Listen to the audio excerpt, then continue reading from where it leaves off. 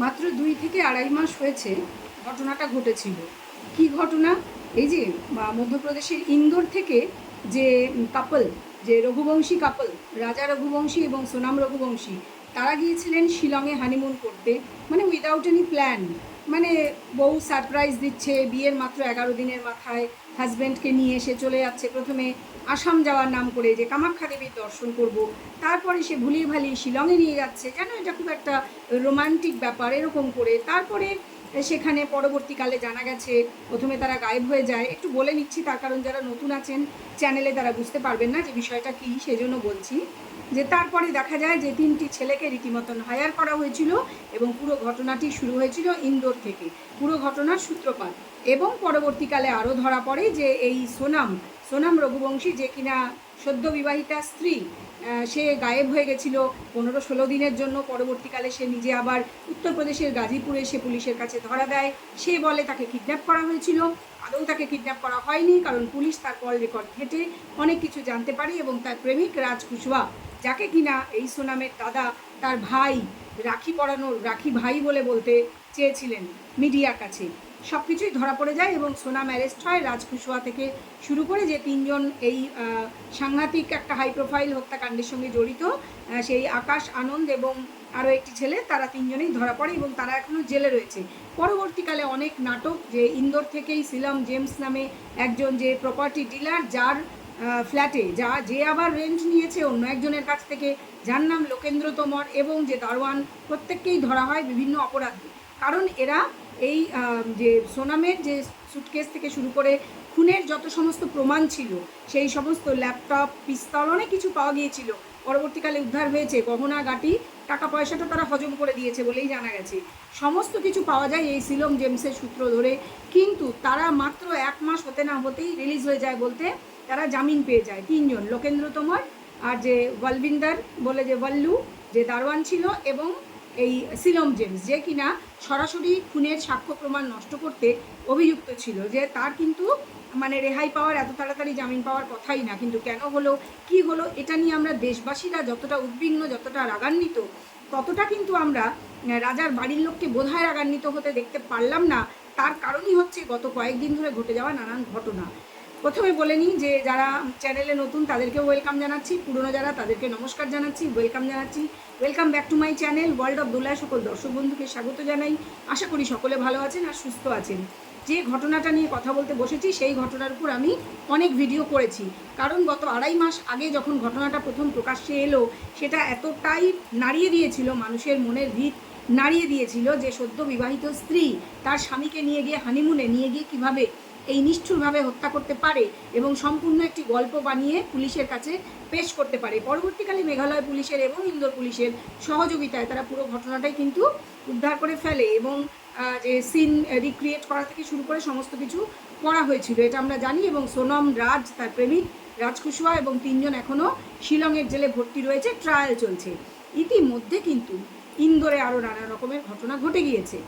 আমরা দেখেছি যে বিপিন রঘুবংশী, এই গোবিন্দ যে সোনামের দাদা, তাকে কিন্তু কোনোভাবেই ভরসা করতে পারছেন না।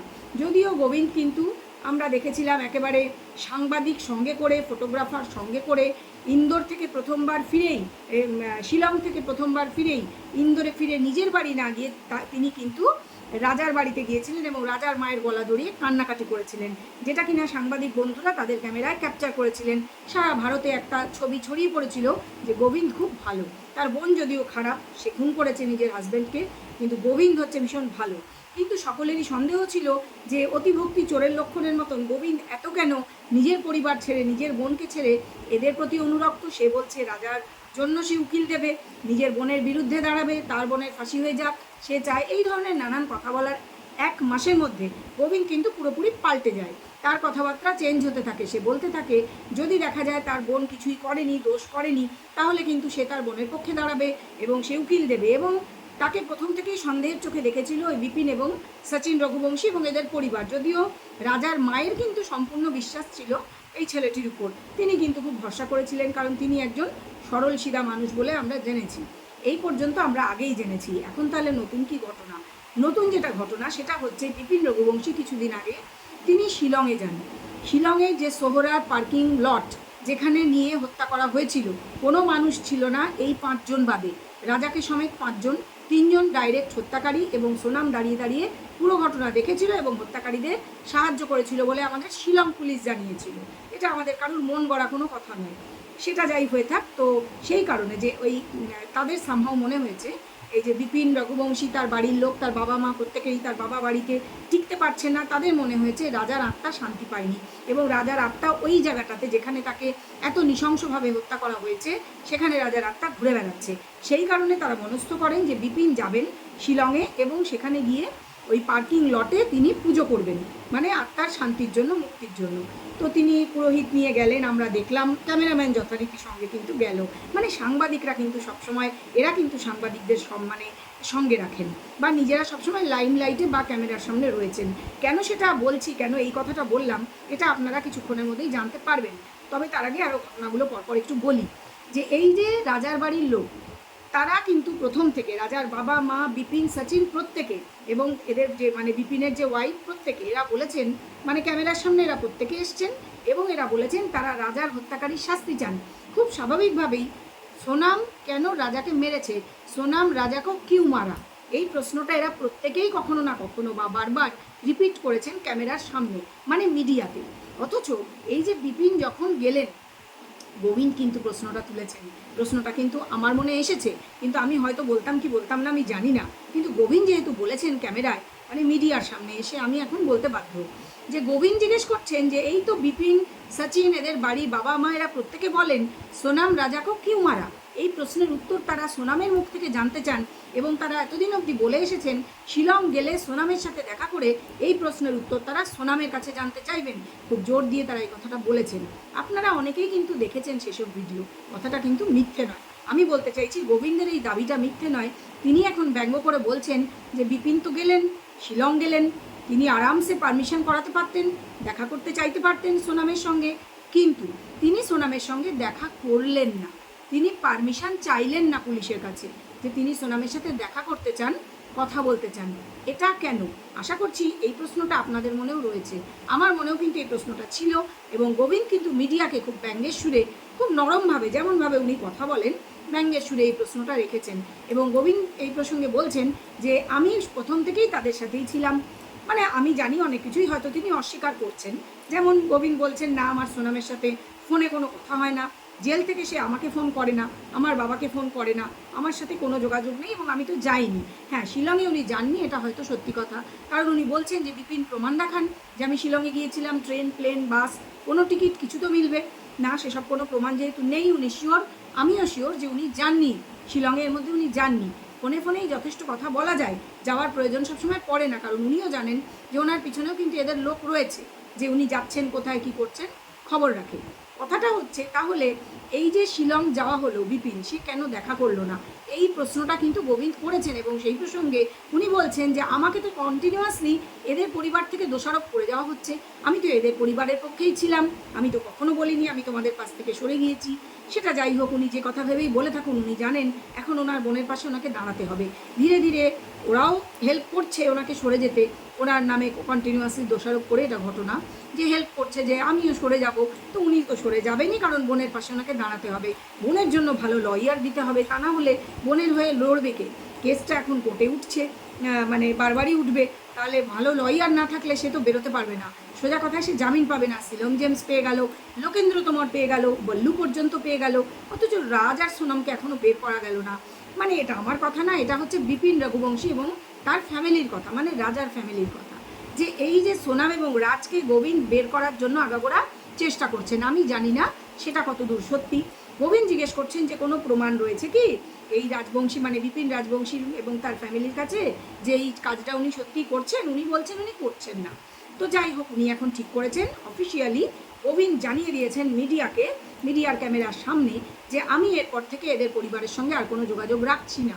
ইতিমধ্যেই এরা থানার ডাকে গিয়েছেন এবং ওনাদের মধ্যে যে সমস্ত গহনা আদান প্রদান হয়েছে সেগুলি আবার নিজেরা যে যাকে ফিরিয়ে দিয়েছেন এবং প্রত্যেকে সই করে দিয়ে এসছেন যে হ্যাঁ আমরা আমাদের গহনা ফিরে পেয়েছি। এই পর্যন্ত সব ঠিকঠাক ছিল, কিন্তু গোবিন্দকে কিছুতেই ভালো মানুষ বলে স্বীকার করতে রাজার পরিবার বা বিপিন বা সচিন কেউ রাজি নয়। এবং গোবিন্দ সেটা ভালো মতন বুঝে গেছেন। উনি কিন্তু পরিষ্কার করে জানিয়ে দিচ্ছেন যে আমিও এদের সঙ্গে আর নেই এবং অফিসিয়ালি এদের মধ্যে কথাবার্তা টোটালি বন্ধ, এরা আর কথাবার্তা বলেন না, আমরা ধরে নেব যুযুধান 2 শত্রুপক্ষ। এটা তো গেল এদের দুই পরিবারের মধ্যে যে ঘটনা এতদিন পর্যন্ত আপডেট। আপনারা অনেকেই আপডেটের জন্য অপেক্ষা করেছিলেন, আমি এই বিষয় নিয়ে কন্টিনিউয়াসলি ভিডিও করছিলাম, সেই জন্য আমার এটা কর্তব্য আমি মনে করি যে এই বিষয়ের ওপর যদি কোনো আপডেট পাই তাহলে অতি অবশ্যই আপনাদের জানানো। এবার এমন কিছু কথা বলবো যেগুলো সরাসরি এই হত্যাকাণ্ডের সঙ্গে হয়তো জড়িত নয়, কিন্তু একটু সন্দেহ হলেও থেকে যায় যে কোনোভাবেই কি জড়িত নয়। তারও আগে বলে নেব যে রাজার পরিবারের কাছে মুম্বাই থেকে কোনো এক প্রযোজক এসেছিলেন যে রাজার এই যে জীবনের ওপর এই যে মানে হানিমুন ইন শিলং এরকম কিছু একটা নাম দিয়ে, হয়তো পরে নাম পরিবর্তন হতে পারে বা আদৌ ফিল্মটা তৈরি হবে না, হ্যাঁ ফিল্মের কথা হচ্ছে, একটা ফিল্ম তৈরি করার জন্য একজন প্রডিউসার এসেছিলেন এবং শোনা যাচ্ছে ইন্দোরে বিপিনের সাথে দেখা করেছেন, কথা বলেছেন এবং রাজার ফ্যামিলি মানে বিপিন এবং তার পরিবার বাবা মা প্রত্যেকে রাজি হয়েছেন এই ফিল্মটা তাদের করতে দিতে। অতি অবশ্যই একটা সাইন করতে হয় এবং তার পরিবর্তে টাকা পয়সার লেনদেনের ব্যাপারও থাকে। তো এগুলো যেহেতু প্রকাশ্যে আসেনি আমি কিছু বলবো না, কিন্তু একটা কথাই বলবো যেটা অনেকেই বলছেন, অনেক চ্যানেল থেকেই আমি শুনছি যে এত তাড়াতাড়ি মাত্র 2.5 মাস মানে ঘটনা এগোয়নি, ট্রায়ালটা এগোয়নি, 3 জনের মধ্যে মুক্তিও পেয়ে গেছে, যথেষ্ট প্যাথেটিক সেটা, অথচ এই পরিবার মুভি করতে দিতে রাজি হয়ে গেলেন। তারা মুভি করতে এতটাই উৎসাহী, কারণটা বিপিন রঘুবংশী দেখিয়েছেন যে রাজার জন্ম থেকে মারা যাওয়া পর্যন্ত পুরো সত্যিটা সামনে আসবে। আচ্ছা আপনারাই বলুন তো, মুভি তৈরি হলে কি সত্যি সামনে আসবে, না কোর্টে ট্রায়াল হয়ে ঘটনাটা সামনে আসার সম্ভাবনাটা বেশি? যে সোনাম কি বলল কোর্টে, রাজ কি বলল, এগুলোর মানে লজিকটাই তো বেশি ইম্পর্টেন্ট আমার তাই মনে হয়, এগুলো জানতে পারাটা, নাকি একটা বানানো স্ক্রিপ্টের উপর এই শিলং মানে হানিমুন ইন শিলং এরকম কিছু মুভি দেখা, তার থেকে রাজার সম্পর্কে জানা যাবে, না এটা একটা ব্যবসায়িক চুক্তি? এই প্রশ্নটা আপনাদের কাছে রাখলাম, আপনারাই বলবেন। আশা করছি বুঝতে পেরেছেন আমার বক্তব্যটা কী। যাই হোক, এই প্রসঙ্গটাও রাখলাম। এবার যেটা সবচেয়ে নতুন একদম মানে নিউ আপডেট যেটা এসেছে সেটা হচ্ছে, আপনাদেরকে অনেক দিন আগে আমি একটা ভিডিওতে শেয়ার করেছিলাম যে একজন মহিলা মানে ইয়াং একজন মহিলা, তিনি একটি বাচ্চা কোলে, তার বোধহয় খুব সম্ভব একটি ছেলে রয়েছে, তিনি ছেলেটিকে কোলে নিয়ে মিডিয়ার সামনে এসেছিলেন, পুরো চোখ মুখ তিনি ওড়না দিয়ে ঢাকা ছিল, তিনি কোনো একটা দিক থেকে হয়তো ভয় পাচ্ছিলেন বলেই চোখ মুখ এইভাবে এখনও তিনি ঢেকে রেখেছেন, তার মুখটা আমরা আজ অবধি কেউ দেখতে পাইনি বা ঘটনা অন্য কিছু। এই যখনই রাজা মার্ডার কেস সামনে এলো তার কিছুদিন পর থেকেই জাস্ট সোনাম অ্যারেস্ট হলো, তার 2-4 দিনের মধ্যেই এই মহিলা কিন্তু এলেন ক্যামেরার সামনে। তিনি এসে কোনো একটি চ্যানেল থেকে প্রথমে এবং পরবর্তীকালে বিভিন্ন চ্যানেলে তিনি কিন্তু ইন্টারভিউ দিতে লাগলেন এবং তিনি বলতে লাগলেন সচিন রঘুবংশী তাকে খুব বাজেভাবে ফাঁসিয়েছে, তার সঙ্গে তার অবৈধভাবে একটি সন্তান পর্যন্ত রয়েছে, এই সচিন রঘুবংশী তাকে বিয়ের প্রতিশ্রুতি দিয়ে তার সঙ্গে সহবাস করেছে এবং তাকে বলেছিল যে তার ডিভোর্স হয়ে যাবে, বিবাহিত জানিয়েছিল, কোনো সন্তান আছে জানায়নি, বলেছিল সন্তান নেই, বউয়ের সাথে ডিভোর্স হয়ে যাবে, এই বলে তার সঙ্গে ভাব ভালোবাসা তৈরি করে সম্পর্ক তৈরি করে তাকে ঠকিয়েছে সোজা কথায়। এই নিয়ে কোর্টে কেস পর্যন্ত উঠেছে এবং সেটা যে সত্যি সেটা বোঝা গেছিল, কারণ ডিএনএ রিপোর্টের জন্য ডিএনএ টেস্ট করতে দেওয়া হয়েছিল এই পর্যন্ত বলে ভদ্রমহিলা তখনকার মতন কিন্তু শান্ত হয়েছিলেন। ইতিমধ্যে ডিএনএ রিপোর্ট এসে গেছে, হ্যাঁ, এবং সেটা নিয়েই তিনি কিন্তু এখন আবার নড়ে চড়ে বসেছেন। এই মহিলা একবার তখন অ্যাক্টিভ হয়েছিলেন, আবার এখন অ্যাক্টিভ হয়েছেন ডিএনএ রিপোর্ট হাতে আসার পর। ডিএনএ রিপোর্টে তিনি বলছেন এবং তিনি মিডিয়াতে এসে দেখাচ্ছেন সচিন রঘুবংশীকে বাচ্চাটির বাবা বলে এবং তাকে তার মা বলে স্বীকার করা হচ্ছে, মানে মেয়েটি বলতে চাইছে যে মেয়েটি যে গল্পটা বা যে সত্যিটা যেটাই হোক গল্প বা সত্যি সামনে নিয়ে এসছেন সেটা মেনে নিতে হবে, এবার সেটা সত্যি। এই কথা বলে মেয়েটি কিন্তু একটা ড্রাস্টিক স্টেপ নিয়েছেন। কি করেছেন তিনি? আজ সকালে মানে আজকে হচ্ছে 5 তারিখ অগস্ট মাসের, তিনি চলে গেছেন রাজা রঘুবংশীর বাড়ির সামনে।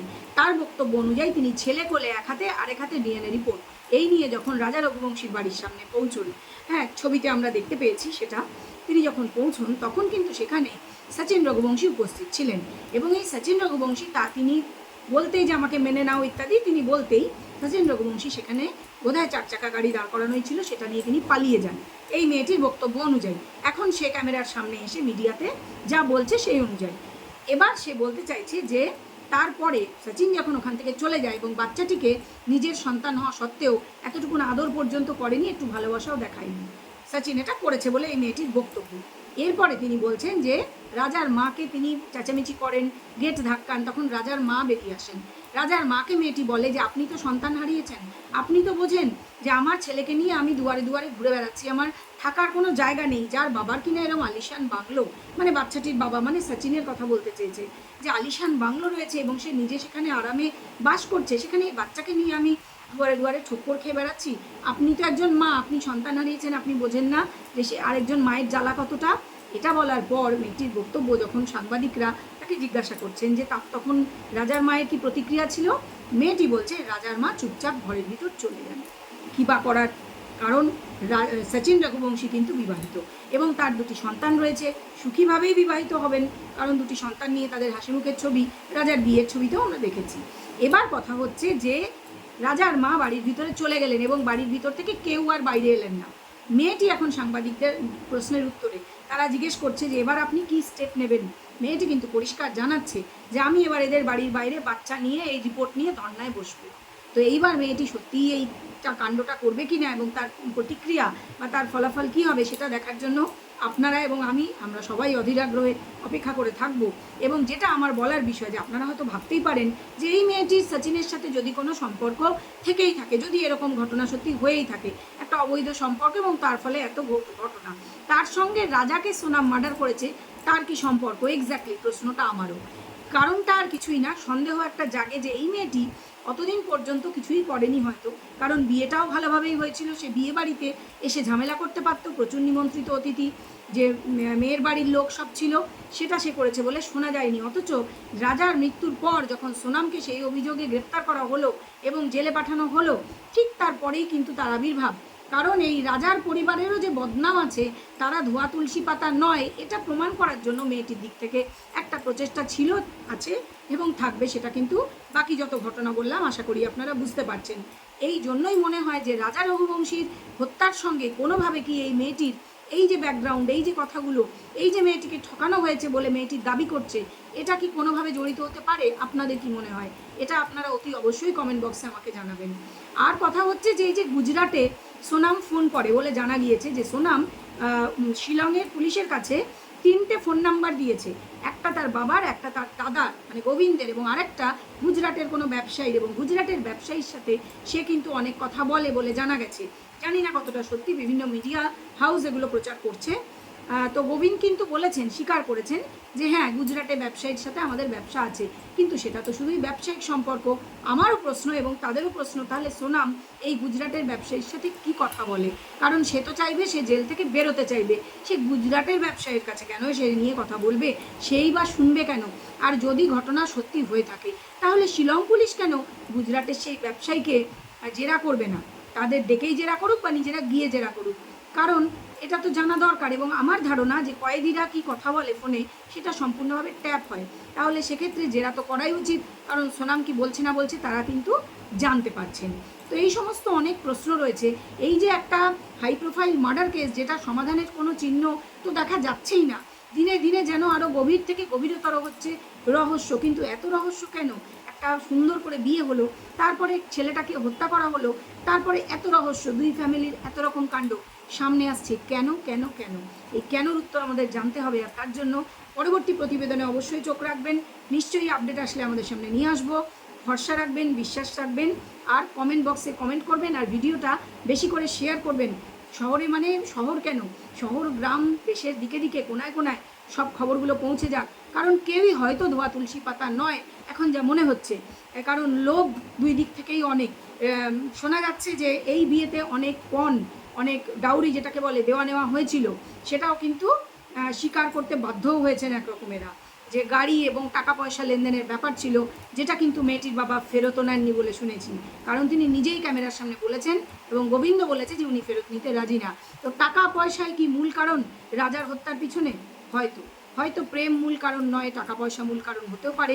এই ব্যবসা সংক্রান্ত কোনো ঘটনা যেটা এখনও আমাদের সামনে আসেনি, মিডিয়ার সামনে এখনও আসেনি, তবে নিশ্চয়ই আসবে বলে ভরসা রাখি, বিশ্বাস রাখি। আপনারা জানাবেন আপনাদের ভিডিও কেমন লাগলো, ভালো লাগলে নিশ্চয়ই লাইক করবেন, যারা নতুন এখনও সাবস্ক্রাইব করেননি চ্যানেলটিকে সাবস্ক্রাইব করে সঙ্গে থাকবেন, আর ভিডিওটা বেশি করে শেয়ার করবেন, আর কমেন্ট বক্সে অতি অবশ্যই আপনাদের মহামূল্যবান কমেন্ট আমার সঙ্গে শেয়ার করবেন, খুব ভালো লাগবে। আমিও আপনাদের কমেন্টের উত্তর দেবো, আপনাদের কমেন্ট করতে আমার খুব ভালো লাগে। এখন তাহলে আসি, সবাই ভালো থাকবেন, সুস্থ থাকবেন, নমস্কার।